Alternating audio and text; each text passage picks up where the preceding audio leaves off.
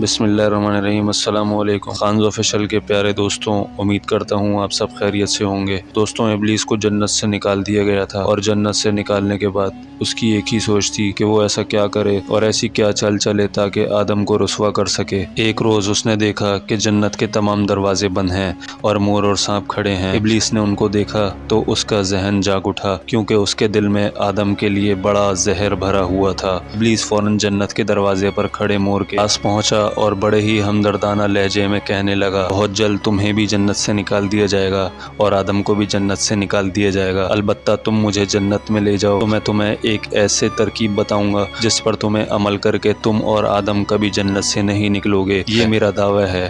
مور نے ابلیس کی بات سنی تو فکر مند ہو گیا۔ تھوڑی دیر سوچنے کے بعد وہ کہنے لگا کہ تمہاری بات تو میرے دل پر لگی ہے، لیکن میں تمہیں اندر کیسے لے کے جاؤں گا؟ میں نے کافی سوچا ہے، لیکن میری سمجھ نہیں آ رہا میں تمہیں کیسے لے کر جا سکتا ہوں، وہ بھی جنت کے محافظوں سے بچا کر۔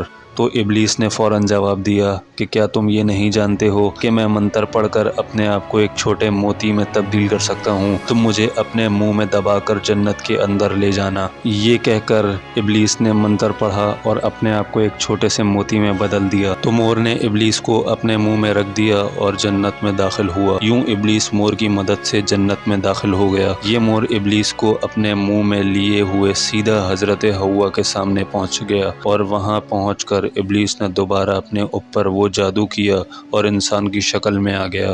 انسانی شکل میں آنے کے بعد اس نے اپنے مکر سے حضرت حوا کو ورغلانے کی کوشش شروع کر دی اور کہنے لگا کہ اگر تم نے اس درخت کا پھل نہ کھایا تو تمہیں جنت سے نکال دیا جائے گا۔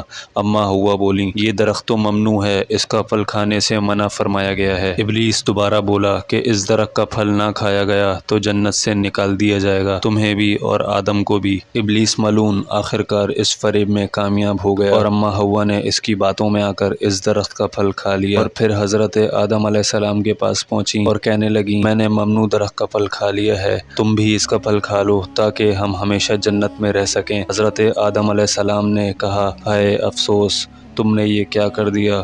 پھر ابلیس کی مکاری میں آنے والی اما حوا نے حضرت آدم علیہ السلام کو بھی مجبور کیا کہ وہ بھی اس درخت کا پھل کھائیں، اور یوں ان دونوں کو جنت سے نکال دیا گیا۔ مور جو کہ اپنے منہ میں ابلیس کو لے کر جنت میں داخل ہوا تھا، یہ سب دیکھ رہا تھا، اور یوں مور اور اس کا ساتھ دینے والے سانپ کو بھی جنت سے بے دخل کر دیا گیا۔ تو اب سوال یہ ہے کہ زمین پر حضرت آدم علیہ السلام اور اما حوا کے آنے سے پہلے کیا تھا؟ کون سی مخلوق تھی؟ جنت کس کے لیے بنائی گئی تھی؟ اور زمین و آسمان کی تخلیق کیسے کی گئی تھی؟ اس حوالے سے ہم آپ کو تفصیلاً بتائیں گے، لیکن دوستوں آپ کو اس تفصیلات سے آگاہ کیا جائے، آپ سے گزارش ہے ہمارے چینل خانز آفیشل کو سبسکرائب کر لیں اور ساتھ لگے گھنٹی کے بٹن کو دبانا نہ بھولیے تاکہ آنے والی ہر ویڈیوز آپ کو وقت پہ مل سکے۔ دوستوں یاد رہے کہ جو پھل ممنوع تھا اس کے بارے میں کہا جاتا ہے کہ وہ گندم تھا، اور اسی گندم کو پھر انسانوں کی خوراک بنا دیا گیا، اور اسی گندم کی اب انسانوں کو زمین پر طلب رہتی ہے۔ یاد رہے کہ آدم، حوا اور مور اور سانپ کو ایک ساتھ زمین پر اتارا گیا تھا، اور اس وقت یہ زمین بچھی ہوئی تھی، لیکن سوال یہ ہے کہ زمین پر پہلے کیا تھا؟ تو یاد رہے اللہ پاک ارشاد فرماتا ہے کہ ہم نے زمینوں اور آسمانوں کو 6 دنوں میں تخلیق کیا ہے، اور ایک جگہ ارشاد ہے زمین پر پہلے کچھ بھی نہیں تھا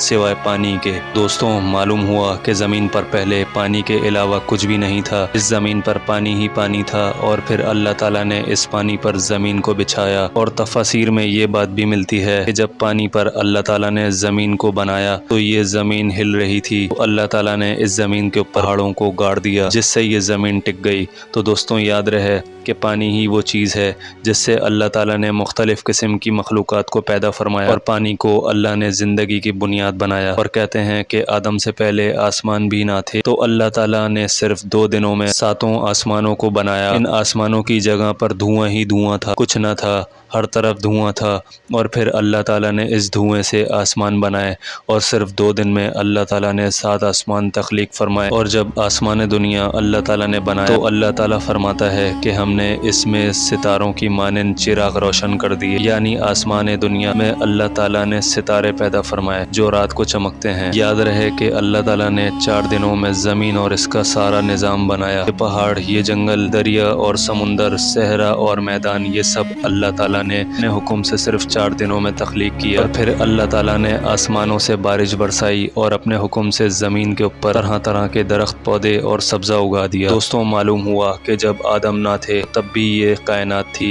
آدم کو اللہ تعالیٰ نے تخلیق کرنے کا ارادہ فرمایا، پھر ابلیس کے مکر کی وجہ سے حضرت آدم کو جنت سے نکالنا پڑا۔ اللہ تعالیٰ نے ان کو اس زمین کے اوپر بھیجا، یہی اللہ کی منشا تھی۔ یہاں آپ کو یہ بات بتاتے چلیں کہ روایت میں یہ بات ملتی ہے کہ یمن سے کچھ لوگ آپ صلی اللہ علیہ وسلم کی خدمت میں دین سیکھنے کے لیے حاضر ہوئے، تو انہوں نے یہ سوال کیا کہ یہ کائنات کیسے پیدا ہوئی؟ تو آپ صلی اللہ علیہ وسلم نے فرمایا کہ جب یہ کائنات موجود نہ تھی تو تب اللہ کی ذات موجود تھی اور اللہ کا عرش پانی پر تھا۔ اس کے بعد اللہ تعالیٰ نے آسمانوں اور زمینوں کو پیدا فرمایا اور لوح محفوظ میں ہر چیز کو لکھ دیا۔ دوستوں، یاد رہے کہ اللہ کی ذات موجود تھی، موجود ہے اور موجود رہے گی، اور تمام جہانوں کو پیدا کرنے والی ذات اللہ کی ہی ہے۔ زمینوں کو، آسمانوں کو پیدا کرنے والی ذات اللہ کی ہی ہے، اور جنت اور دوزخ کو پیدا کرنے والی ذات بھی اللہ کی ہے۔ اللہ تعالیٰ کی مخلوقات کہاں کہاں ہیں اور کیسی کیسی مخلوقات ہیں، یہ اللہ ہی جانتا ہے۔ اللہ تعالیٰ کی قدرت بھی وسیع ہے اور اللہ تعالیٰ کا علم بھی وسیع ہے، اور انسان کی عقل بہت محدود ہے۔ انسان صرف اتنا ہی جانتا ہے جتنا اللہ نے اس کو علم دیا ہے، اور اس سے زیادہ یہ کچھ نہیں جانتا۔